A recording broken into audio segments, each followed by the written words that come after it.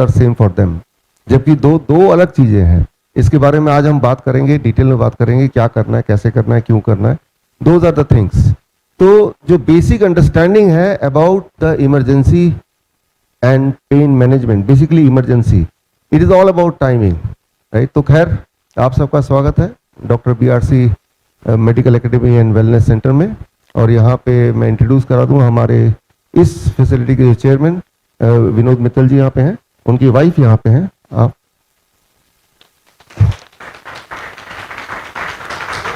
इनका वो अभी फैसिलिटी के मैनेजमेंट में लगे होंगे ना, बैठिए। और उनका जो काम है वो ज्वेलरी का है मैडम। ज्वेलरी का काम है, बहुत अच्छा काम है। हीरो की ऑल, ठीक है। तो यानी कि ज्वेलरी लेना हो तो वहां से भी आप ले सकते हैं। और फिर उन्होंने एज ए सोशल वेंचर इस फैसिलिटी को स्टार्ट किया, और handling emergency life support and pain, जिसके लिए आप आए हैं, जिसका पहला बैच है। अगर ध्यान से देखें तो इमरजेंसी फर्स्ट एड बचपन से हम सुनते आ रहे हैं, लेकिन इमरजेंसी में पहला 1 मिनट, जिसे हम बोलते हैं गोल्डन मिनट, जिसके बारे में आज हम डिटेल में बात करेंगे। गोल्डन मिनट, पहला 10 मिनट जिसे बोलते हैं प्लैटिनम 10 मिनट्स, जिसके बारे में कल हम बात करेंगे पहले 10 मिनट में। फिर परसों आएगा या कल शाम से आएगा पहले 1 घंटे में। तो 1-1 मिनट बड़ा कीमती है। और इसमें अगर किसी को भी कोई फैटिलिटी हो जाती है, कैजुअलिटी हो जाती है, या किसी तरह का कोई ट्रॉमा हो जाता है, कोई एक्सीडेंट हो जाता है, तो सबसे पहली चीज दिमाग में क्या आती है कि फटाफट एम्बुलेंस बुलाओ। एम्बुलेंस आ गया तो it is sense of relief कि हमने बहुत कुछ कर दिया, अब तो वो एम्बुलेंस जा रही है। इवन हम जब गाड़ी में जाते हैं, पीछे से एम्बुलेंस की सायरन आता है, तो हमें लगता है फटाफट इनको जगा दो, जल्दी से जल्दी हॉस्पिटल में इस पेशेंट को पहुंचना चाहिए, यही दिमाग में एक आता है। लेकिन सोच के देखिए, हॉस्पिटल वो पेशेंट या विक्टिम को पहुंचा दिया गया, तो उसके बाद उसके साथ जो होता है, बेसिक मकसद क्या है कि उस इंसान को बचाना और उसके जो डैमेज है उसको मिनिमाइज करना। बेसिक मकसद तो यही है। तो क्या ऐसा हो पाता है? आप ह्यूमैनिटी के खिलाफ है, आप चाहते नहीं कि वो इंसान बच जाए, है ना। लेकिन सवाल नहीं पूछेंगे तो हम आगे कैसे बढ़ेंगे? आफ्टर ऑल ये कोई ट्रेडिशन की बात नहीं है, साइंस की बात है ना। ये कोई प्रथा नहीं है कि भाई अगर किसी को कोई कैजुअलिटी या कोई ट्रॉमा है तो उसको हॉस्पिटल इसलिए पहुंचाना है कि क्योंकि ये पारंपरिक चीजें हैं। पारंपरिक नहीं है ये तो साइंस है। साइंस में तो सवाल पूछा जा सकता है, पूछा जाना ही चाहिए। वो it has to be scientific, it has to be proven. तो ये जो कोर्स है, ये पहला बैच है आपका in help handling emergency life support and pain, और इसकी खासियत है इंटीग्रेटेड मेडिसिन इन इमरजेंसी। और आप बोल सकते हैं, पूरा आप सर्च करके देखें, दुनिया का पहला integrated medicine in emergency. Emergency किसी को हो जाए तो इंटीग्रेटेड मेडिसिन कैसे काम कर सकता है। इंटीग्रेशन का मतलब कि जितने तरह के पद्धतियां या साइंस है, उनके जो साइंटिफिक रीजनिंग के साथ किस तरह से हम कंबाइन करें कि कम से कम समय में पेशेंट को या विक्टिम को एकदम से आराम मिले विदाउट डूइंग एनी हार्म। पहला नियम तो यही हो गया, first don't do any harm, है ना। तो बिना समय वेस्ट किए सीधे शुरू करते हैं कि करके कि हमें क्या करना है इन ए डिफरेंट कंडीशन। मान लो कोई आप रास्ते में जा रहे हैं और कोई आपने एक्सीडेंट देखा और एक ट्रॉमा विक्टिम पड़ा हुआ है, बेहोश ही पड़ा हुआ है। तो ऐसे में what should be your first response? मान लो ये ट्रेनिंग कर भी लिया और आप काफी कुछ कर भी सकते हो उसके लिए उसी वक्त, तो पहला रिस्पॉन्स आपका क्या हो सकता है? कोई आइडिया किसी को? क्या करेंगे अब? हाँ, उसे शेक करेंगे और पल्स चेक करेंगे, और भी कोई है? हाँ, तो ये जो बातें आ रही हैं, तो सबसे पहले तो ये कि आप बोल रहे हैं कि पेशेंट को या विक्टिम को आप जांचेंगे, कुछ ना कुछ करेंगे, उस तक तो पहुंच ही जाएंगे। तो पहला तो है सेफ्टी, खुद की सेफ्टी पहले तो, है ना। कि वो जो भी सिचुएशन है उस सिचुएशन में जाने से पहले तो कहीं मुझे तो खतरा नहीं कि मैं भी उसी की तरह एक विक्टिम बन जाऊं, है ना। वो सिचुएशन कैसे अराइज हुई, कोई इलेक्ट्रिकल करंट लगा तब वहां पे वो है, कोई आग लग गई तब वहां पे है, कोई डेंजरस जानवर वहीं पे है तब भी वहां पे है, वो कौन सी परिस्थिति, या कोई भूकंप आ गया या कुछ और परिस्थिति आ गई जिसकी वजह से है, तो हमें तो पता ही नहीं है ना। आपका सारा फोकस है कि वो विक्टिम पड़ा है उसको हमें ठीक करना है, लेकिन विक्टिम से पहले कहीं आप खुद ही विक्टिम ना बन जाए। तो first is observing that place, यही हुआ ना, कि वो जो भी परिस्थिति है उस परिस्थिति को भांपना, समझना, चारों तरफ देख के वो परिस्थिति क्या है। कहीं ऐसा तो नहीं कि वो परिस्थिति भी एक ट्रैप है, ये भी तो हो सकता है ना, कि आपका फोकस तो उसे बचा लें लेकिन वो कोई ट्रैप ही हो। तो पहले तो उस परिस्थिति को भांपना, या पहले आपका खुद का safety, that is the most important thing. उसके बाद आएगा उस विक्टिम का सेफ्टी, राइट। सो ये सारी चीजें जो भी है हम बातचीत कर रहे हैं इसकी, आपको एट द एंड आपको जब पूरा कोर्स खत्म हो जाएगा ट्रेनिंग मैनुअल मिलेगा, पोस्टर मिलेगा, क्योंकि है भी बहुत सारी चीजें। और होता क्या है कि जब वो कोई परिस्थिति ऐसी आती है तब हमारे दिमाग से सारे जो नॉलेज है वो गायब हो जाता है, एक ही सेकंड में ब्लैंक हो जाता है, बिल्कुल ब्लैंक, बड़े से बड़े इंसान का। तो यहाँ काम क्या आएगा, यहाँ प्रैक्टिस ही काम आएगा। When you practice, when you practice, when you practice, that will work here. तो practice is very very important, है ना। प्रैक्टिस सिर्फ यहीं पे नहीं, उस प्रैक्टिस को प्रैक्टिस में रखने के लिए भी प्रैक्टिस करते रहना पड़ेगा। ऐसे सिनेरियो, या तो ऐसी परिस्थिति में आप रहते हैं जहाँ पे इस तरह का ट्रॉमा आता ही रहता है, फिर तो अपने आप प्रैक्टिस होगी, जिसके चांसेस बहुत कम है। चांसेस कम क्यों है, क्योंकि हम इन 3 दिन में हर तरह के जो मेजर ट्रॉमा है उसमें हम क्या कर सकते हैं उसकी डिस्कस करेंगे। तो उन सब की बारी, उन सब के सिनेरियो आपके सामने आएंगे, ये बहुत कम है, लेकिन उनमें से किसी की ना किसी सिचुएशन आ जाएगी, आती ही रहती है, किसी को भी आ सकती है ना। तो practice is very very important. कोई भी एक चीज जो बहुत ही सिंपल दिख सकती है, लेकिन जब उसको आप एक्चुअली करेंगे अपने हाथ से तो आप देखेंगे उसमें छोटे छोटे माइन्यूट डिटेल्स हैं, वो डिटेल्स को नहीं समझेंगे तो वो ठीक से नहीं हो पाएगा। Here lies the importance of hands on training, जिसके लिए आप आए हैं, अलग अलग शहरों से आए हैं, है ना। हैंड्स ऑन ट्रेनिंग हमारे तो ऑनलाइन भी है, ये ऑनलाइन आज से शुरू है। Online is about theoretical part, right. Theory आपको समझना है, उसकी मैकेनिज्म आपको समझना है, और हैंड्स ऑन का काम है कि उसे कैसे करना है, उस पे फोकस करना है। ये 3 दिन में थ्योरी के बारे में हम चर्चा बहुत मिनिमाइज करेंगे या नहीं करेंगे। क्यों? क्योंकि वो तो ऑनलाइन में होने ही वाला है। आपका सारा समय हम यूटिलाइज करेंगे प्रैक्टिस में, प्रैक्टिकल पार्ट में, क्योंकि फिजिकली आप तभी यहां पे हैं। जो चीजें ऑनलाइन में हो सकती हैं उनको यहां नहीं करेंगे, और जो चीजें ऑनलाइन में हो ही नहीं सकती उन्हीं चीजों पे हमारा सारा फोकस है ना। सो अगेन, ये integrated medicine in emergency, integrated medicine तो आपने सुना ही है। अब तो हर देश में इंटीग्रेटेड मेडिसिन हॉस्पिटल खुल गए हैं, पिछले 20 सालों से इसी पे चर्चा हो रही है। But integrated medicine in emergency, अगर कोई एम्बुलेंस में ले जाएगा तो एलोपैथी के हॉस्पिटल में ले जाएगा, तो वो तो वही वाला इलाज करेगा। अब जब वही वाला इलाज करेगा तो क्या उससे उस विक्टिम के बचने के चांसेस बढ़ जाएंगे? मान लो सीवियर ब्लीडिंग हो गया, उसके जख्मी हो गया, उसकी टांग टूट गई, या ब्लीडिंग काफी ज्यादा हो गया तो वो बेहोशी हो गया, उसका बीपी बिल्कुल डाउन हो गया। और ऐसे में 2 परिस्थितियां बनती हैं। एक परिस्थिति तो ये कि फटाफट उसको हॉस्पिटल ले गए, राइट, जो कि कन्वेंशनल परिस्थिति। दूसरी परिस्थिति ये बनती है कि उसको कुछ कर ही नहीं पाए, है ना, क्योंकि ऐसा कुछ ध्यान ही नहीं दिया। पूरे दुनिया में देखा गया, जब भी इस पे ऑब्जर्वेशन स्टडीज हुई हैं, कि जिनको कोई केयर नहीं मिला बाई चांस की वजह से, जो कि होता ही है, वो पड़ा ही रह जाता है, वो फिर भी बच जाते हैं। लेकिन जो जल्दी से हॉस्पिटल पहुंचा दिए जाते हैं उनमें मृत्यु ज्यादा होती है। ये सुन के आपको शॉकिंग लगेगा, ऐसा कैसे, है ना, कि उसको जल्दी से सारी ट्रीटमेंट दी। कई बार ट्रीटमेंट काउंटर प्रोडक्टिव भी हो सकती है, कई बार। जैसे पहले भी कई बार मैंने आपको उदाहरण दिया है, अलग अलग कॉन्टेक्स्ट में। यूएसए के फर्स्ट प्रेसिडेंट जॉर्ज वॉशिंगटन, उनकी डेथ कैसे हुई?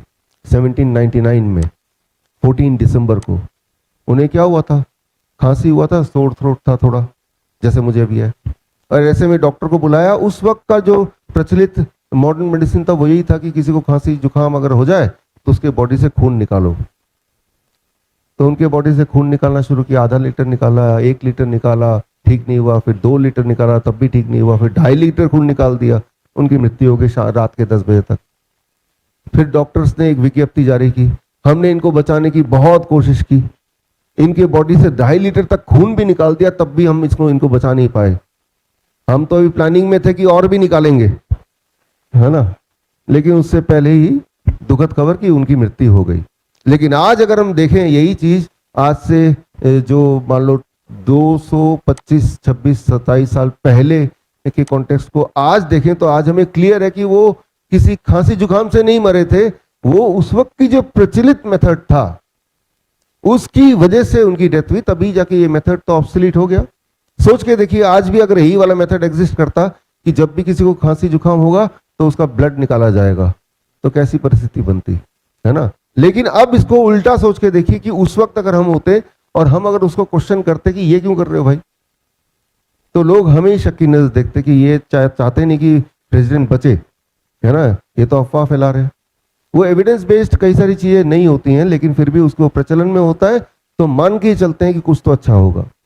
तो यहाँ पे तो हम प्रैक्टिकल करेंगे, लेकिन ऑनलाइन जब आप देखेंगे तो आप और डिटेल में जाएंगे थ्योरेटिकली कि अभी जो प्रेजेंट सिस्टम चल रहा है इमरजेंसी का, हॉस्पिटल ले जाना, एम्बुलेंस मिले, उसमें पेशेंट का नुकसान ज्यादा होता है, उसका फायदा कम होता है, राइट, अनफॉर्चुनेटली, राइट। एक अच्छे इंटेंशन से कोई हॉस्पिटल ले पहुंचा देता है, लेकिन उसके बाद उसके साथ जो होता है तो damage is done more by the treatment in comparison to the damage done by the accident या ट्रॉमा, जिसकी वजह से भी डैमेज हुआ था, उससे ज्यादा डैमेज होता है जब ट्रीटमेंट करते हैं। और फिर इंसान मर भी सकता है या उसके बावजूद भी बच सकता है।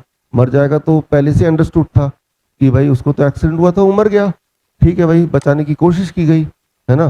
तो ये समझना पड़ेगा कि हमें थोड़ा अहेड ऑफ द टाइम, जो चीजें कोई सवाल पूछेगा नहीं वो सवाल हम पूछना है। आपने देखा भी, आप में से तो काफी सारे CAM के स्टूडेंट हैं, क्लिनिशियन हैं।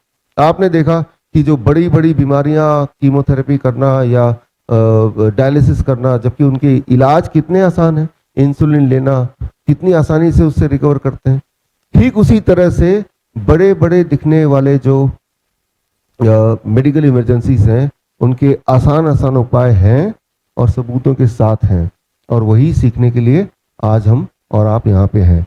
तो इसमें शुरू करते हैं एक एक करके।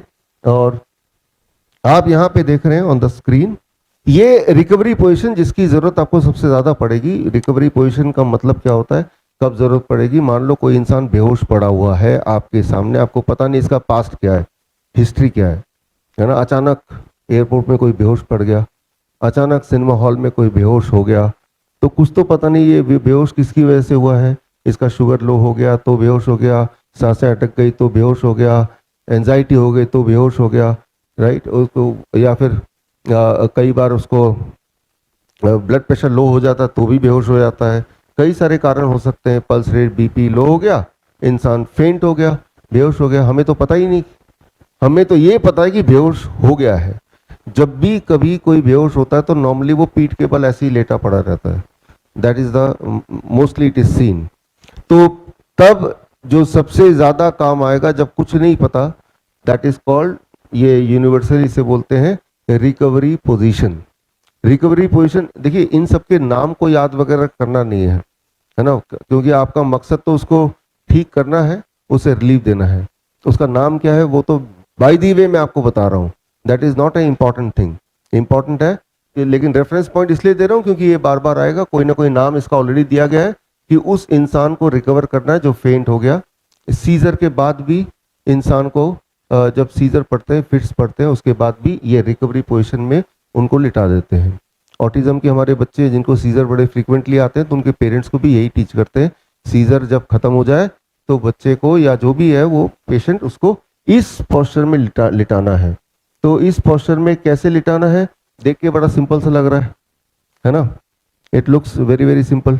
लेकिन जब इसको इस पोस्चर में लिटाएं, कोई अगर पीठ के बल लेटा हुआ है और हमें नहीं पता कैसे पड़ा हुआ है, क्यों पड़ा है, हो सकता है उसके बॉडी में कोई इंजरी भी हो, और तब अगर उसको खींचेंगे पकड़ के तो हो सकता है ज़्यादा डैमेज भी हो जाए। तो रिकवरी पोजीशन में कैसे लाना है, ये अपने आप में एक स्टेप है कि जल्दी से लाएं, जब आप अकेले हो तब आप कर पाएं, और without doing any harm to the victim कर पाएं, ये इसका मकसद है। तो रिकवरी पोजीशन के लिए कौन वॉलंटियर करेगा? वॉलंटियर तो यहाँ से ले लेते हैं, आप में से कौन आ सकता है? आप आएंगे, आइए। देखिए, हम कहीं पे भी किसी साइड में भी कर सकते हैं, यहाँ पे अभी लेफ्ट एंड राइट लेटरल नहीं है। अभी हम सब ये देखेंगे कि जो कंफर्टेबल पोजीशन है उसमें करें। तो सबसे पहले जो पास में हाथ है उसको करेंगे हम लोग इस साइड, इस तरफ से, एंड जो दूसरा पोजीशन है उसको हम करेंगे सिक्योर इस तरीके से चेस्ट में, और पैर को, उसी पैर को जिस हाथ को ऐसे कर रहे हैं चेस्ट पे, उसको फोल्ड करेंगे और अब हम रोल कर देंगे ऐसे अपनी तरफ। ठीक है, ये एफर्ट मिनिमाइज्ड है ना। वैसे तो धक्का उक्का मार के कैसे भी कर ही सकते हैं अल्टी, है ना, लेकिन जिसमें एफर्ट मिनिमाइज, नंबर 1। नंबर 2, अगर कोई इंजरी वगैरह है तो और फर्दर इंजर ना हो जाए, है ना, ये, क्योंकि अगर कोई गिरा है तो चोट भी लगी होगी उसको। हाँ हाँ, तो इसलिए with least movement and least time and with least effort. अभी क्या है कि अभी हम सिर्फ समझ रहे हैं, प्रैक्टिस टाइम अलग है, जब आपको अपने हाथ से सभी को करना है ना। हम अभी आगे बढ़ते जाते हैं, क्योंकि आप जब आप देख रहे हैं तो आपको लग रहा है कि भाई उतना नहीं आ रहा शायद, थोड़ा सा, है ना। तो प्रैक्टिस टाइम अलग से है हमारा। उस प्रैक्टिस टाइम में इन्हीं चीजों को प्रैक्टिकली हर एक को करके देखना है, जब तक कि आप कॉन्फिडेंट ना हो। अभी तो एक एक करके आगे बढ़ते जाएंगे, फिर प्रैक्टिस सेशन में सिर्फ प्रैक्टिस करेंगे। हर चीज की प्रैक्टिस की जरूरत नहीं, जिन जिन जैसे ये है इसकी जरूरत पड़ेगी थोड़ी बहुत, है ना, और कुछ चीजों की और ज्यादा जरूरत पड़ेगी। तो प्रैक्टिस टाइम अलग है, और अभी ये थ्योरेटिकली अंडरस्टैंडिंग है कि हमें प्रैक्टिस उस वक्त भी हम कराएंगे, वो हैंड्स ऑन, फिर वो अलग अलग, फिर छोटे छोटे ग्रुप में डिवाइड हो जाएगा, है ना। अभी तो एक बार पूरा एक ओवरऑल व्यू ले लेंगे, थोड़ा 50% 60% समझ आ गया, अब एक बार खुद से हाथ से कर लेंगे, 100% समझ आ गया, इस तरह से चलेंगे। ठीक है ना, ठीक है, ओके। तो ये रिकवरी पोजीशन है, और इसमें कैसे करना है थोड़ा बहुत आपको अंदाजा हो गया, पहली बात। और दूसरी बात, क्यों करना है, क्योंकि इस पोस्चर में उसके जो एयरवेज उसके, हाँ आ रहे हैं उस पे, हाँ रखवा सकते हैं, उसको नीचे रखवा सकते हैं, ठीक है ना, वहां कोई पिलो वगैरह तो होगा नहीं, रखवा सकते हैं। तो इस पोस्चर में क्यों रखना है, क्योंकि इस पोस्चर में उसकी रिकवरी के चांसेस ज्यादा हैं। उसके बेहोश होने की जो वजह है वो अपने आप रिकवर करने के चांसेस ज्यादा है, ठीक है ना, और उसकी जो सांसें हैं वो खुल के आएंगी। अगर वो वैसे ही पड़ा रहा, पीठ के बल पड़ा रहा, तो सांसें खुल के नहीं आएंगी। तो पहले, सबसे पहले तो ब्रीदिंग को हमें सिक्योर करना है। सांसें जितनी ज्यादा अच्छी तरह से आएगी, एयरवे जितना खुला होगा, उतना वो बेहोशी से बाहर निकल जाएगा, ठीक है ना। तो इसीलिए ये रिकवरी पोजीशन बनाया गया है। और मान लो किसी को अगर कुछ मुंह में अटक गया और उल्टी भी हो रही है मुंह से, तो वो इस पोस्चर में ठीक से क्लियर हो जाएगा, वो लंग्स में नहीं चला जाएगा। अगर वो ऐसे पड़ा रहा तो जो उल्टी हो रही है वो सीधे उसके लंग्स के अंदर चला जाएगा, तो वो एक और कॉम्प्लिकेशन में आ जाएगा। तो इसका कारण क्यों हम ये करेंगे, क्योंकि नंबर वे एयरवे को सिक्योर करना है, तो वो इस पोजीशन में होता है। नंबर 2, अगर कोई वॉमिटिंग वगैरह की कोई संभावना है तो वो बाहर की तरफ ही निकलेगा और वो लंग्स एरिया में नहीं चला जाएगा। तो ये दोनों चीजें, और ये सेफली वो जल्दी उठ जाएगा। जो लंग्स की कैपेसिटी है वो बढ़ जाती है जब आप किसी को इस पोस्चर में लिटाते हैं। इसके डिटेल में हम अभी जाएंगे। जब वो पीठ के बल लेटता है या आप लेटते हैं फॉर दैट मैटर, तो हमारे सांस लेने की जो कैपेसिटी है लंग्स की वो कम हो जाती है, और ऐसे विक्टिम की तो पहले से ही कम है, इसीलिए इस पोस्चर में सांस लेने की कैपेसिटी बढ़ जाएगी। नंबर 2, उसका एयरवे ज़्यादा ओपन रहेगा, क्लियर रहेगा। नंबर 3, अगर वॉमिटिंग की कोई या एस्पिरेशन का कोई खतरा है तो वो लंग्स में ना जाके वो मुंह से बाहर ही निकल जाएगा। तो ये तीनों चीज़ें होने की वजह से ये रिकवरी पोजीशन अधिकतर यूज़ करते हैं। जब कुछ समझना है पहले तो पेशेंट, और अगर जिंदा है तो पेशेंट को इस पोजीशन में ले, कुछ समझना है और पेशेंट जिंदा भी है। अगर जिंदा नहीं है तो क्या करना है वो थोड़ी देर बाद आप समझेंगे। तो आगे चलते हैं फटाफट। इसके बाद ये इसका ही एक और रूप है, बिल्कुल रिकवरी पोजीशन ही है। लेकिन जब आपको लगता है कि ये जो लगता है कि भाई ये तो हो सकता है कि इसके स्पाइन में या इसके पीठ में या हड्डियों में चोट लगी है, स्पाइन में कोई इंजरी हुई है या कोई डैमेज हुआ है या स्पाइन में फ्रैक्चर हो गया है, तो अब जब रिकवरी पोजीशन में आप रखेंगे तो इंजरी और बढ़ेगी। तो स्पाइन को भी हमें सेफगार्ड करना है। अब यहां पे एक और भी फैक्टर जुड़ गया कि भाई बाकी तो 3 फैक्टर वो थे ही थे, अभी मैंने बताया था, राइट। उसके एयरवे को सिक्योर करना, उसकी ब्रीदिंग को सिक्योर करना, तीसरा उसके एस्पिरेशन वॉमिटिंग है तो वो लंग्स में ना जाए, ये 3 फैक्टर थे ही। अभी ये चौथा फैक्टर भी जुड़ गया, उसके स्पाइन को भी सिक्योर करना है ना, इंजरी और ना बढ़ जाए, है ना। तो चौथे फैक्टर, अगर आपको लगता है कि कहीं स्पाइन इंजरी भी हो गया होगा तो इसका मतलब कि उसकी रिकवरी पोजीशन में एक मॉडिफिकेशन है। इस मॉडिफिकेशन को बोलते हैं हेंस पोजीशन। नाम इंपॉर्टेंट नहीं है। अच्छा, स्पाइन, तो हेंस पोजीशन में क्या करना है, सिर्फ आप जैसा देख रहे हैं एक बार करके देखते हैं। कोई वॉलंटियर आप में से आप आएंगे? आइए आइए। अब इसमें मान लो एक विक्टिम है, वैसे ही पड़े हुए और आपको लगता है कोई एक्सीडेंटल केस हो गया होगा या कोई गिरता है तब भी स्पाइन इंजरी हो ही सकती है। खासतौर पे ज्यादा उम्र के लोग गिरते हैं, ज्यादा भारी भरकम लोग गिरेंगे तो स्पाइन इंजरी हो सकती है। और फर्दर डैमेज ना हो जाए तो रिकवरी पोजीशन में एक ही बदलाव जो आपको विजुअली दिख ही रहा है, तो वो बदलाव एक हाथ सिर सीधा और सिर के नीचे। तो उसमें क्या करना है, थोड़ा सा आप देखिए इसको। सबसे पहले जो आपके साथ में हाथ है, जो सबसे पास है, उस हाथ को आपने एलिवेट करना है, यानी कि इस तरीके से आपने ऊपर को कर देना है। प्रैक्टिस सेशन में हम लोग सब आपको करवाएंगे। इस हाथ को हमने ऐसे सीधे कर दिया है, यानी कि ऊपर को कर दिया है। और अब हम लोग जो रिकवरी की पोजीशन है वही सब मेंटेन करेंगे। इस हाथ को हम लोग अगेन चेस्ट के पास सिक्योर करेंगे।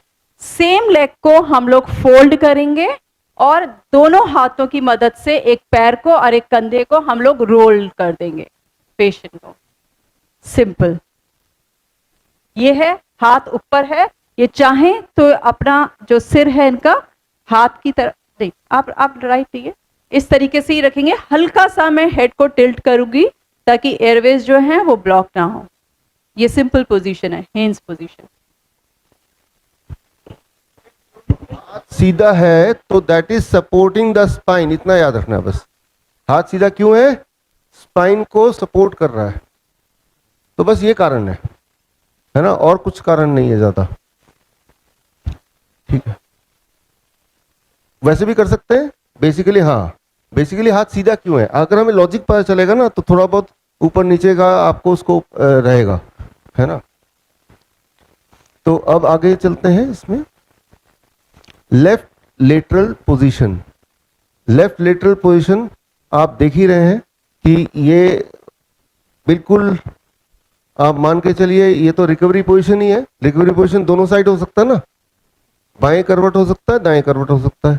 अब दोनों करवट में अलग अलग बॉडी की फिजियोलॉजी काम करती है।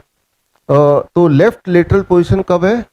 जब किसी को, कोई प्रेग्नेंट लेडी है, 20 हफ्ते से ज़्यादा प्रेगनेंसी हो गई है, तो उसको, उस प्रेग्नेंट लेडी को अगर नोजिया हो रहा है, उसे फेंटिंग आने लग रहे हैं, उसे चक्कर आने लग रहे हैं और उसे अनईजी लग रहा है, उसे कमजोरी लग रही है, इस तरह के जब सिम्टम होते हैं, इस सिम्टम में हमें उसको और जो वूम में जो आने वाला बच्चा है उसको वहाँ पे ब्लड सर्कुलेशन को बढ़ाना है, जिससे ये सारे सिम्टम उसके ठीक हो सकते हैं कुछ मिनट के अंदर, करीब 15-20 मिनट या आधे घंटे के अंदर। तो उसके लिए वही recovery position but towards the left lateral position, मतलब लेफ्ट की तरफ लेफ्ट बाएं करवट करेंगे तो वो प्रेग्नेंट वुमेन को it will give a relief with in few minutes, right. कुछ ही देर में उसमें रिलीफ मिलने लगता है। तो ये आपको मेमोराइज करना है। इसमें अब ये कोई इमरजेंसी सिचुएशन वैसे नहीं है, सड़क पे नहीं होने वाला, ये तो घर पे ही होने वाला है। तो इसका मतलब है कि घर पे बेड भी होगा, घर पे पिलो भी होगा। तो इस पिक्चर में इसलिए पिलो का भी आपने देखा और ये बेड